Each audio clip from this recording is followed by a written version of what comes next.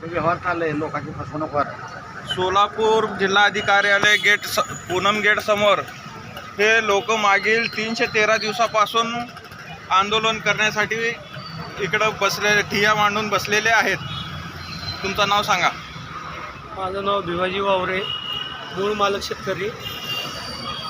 आमचं म्हणणं असं आहे की 1974 साली आमच्या जमिनी उजनी धरणग्रस्ताच्या नावाखाली फक्त कागदपत्र काढून घेतले, परंतु आजपर्यंत त्या जमिनीचा कब्जा वहिवाट त्याचा खंड आम्हीच भरलेला असताना शासन धरणग्रस्ताच्या नावावर करून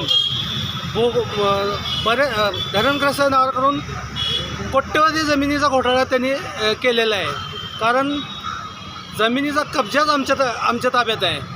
विनाकारण फक्त कागदपत्री करायचं आणि जमिनी त्या लोकांना द्यायचं आणि इथल्या गुंड प्रवृत्तीच्या लोकांनी आणि अधिकाऱ्यांनी मिळून हा कोट्यवधीचा भ्रष्टाचार ह्या जमिनीमध्ये केलेला आहे. आपलं म्हणणं आहे की संगनमताने हा सर्व प्रकार घडत आहे. हो. 313 दिवसमध्ये प्रशासनातील किती अधिकारी येऊन तुम्हाला भेटले इकडं? यापूर्वी आमची कलेक्टरबरोबर मिटिंग झाली होती. मिटिंगमध्ये त्यांनी असं ठोस असं काहीही आश्वासन दिलेलं नाही. फक्त पुनर्वसन अधिकाऱ्याला बोलवलं ही तुमची तुम्ही बघा, एवढाच विषय झालेला. त्यानंतर एक मिटिंग झाली नाही. सरकारने कलेक्टरने कुठल्याही प्रकारची दखल घेतलेली नाही. आपल्या मागण्या काय आहेत सविस्तर आमच्या सांगा. मागणी एकच आहे, 2013च्या कायद्यानुसार आमच्या जमिनी आम्हाला परत मिळाल्या पाहिजे. तुम्ही मूळ मालक आहात सगळे? मूळ मालक आम्हीच आहेत त्याचे. बोला.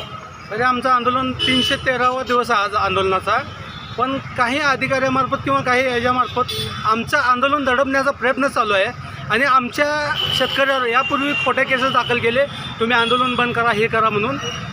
विनाकारण आमच्या शेतकऱ्याला आत घालण्याचं षडयंत्र ह्या माध्यमातून चालू आहे, जेणेकरून यांनी आंदोलन बंद केलं पाहिजे. तरी संरक्षण नाही. तुम्हाला दबाव आणण्यात येत आहे की तुम्ही आंदोलन? हो हो, 100% दबाव आणण्याचा प्रयत्न करतो. काय आता झालेल्या खर्ची बोगस आणि आम्हाला न्याय मिळाला.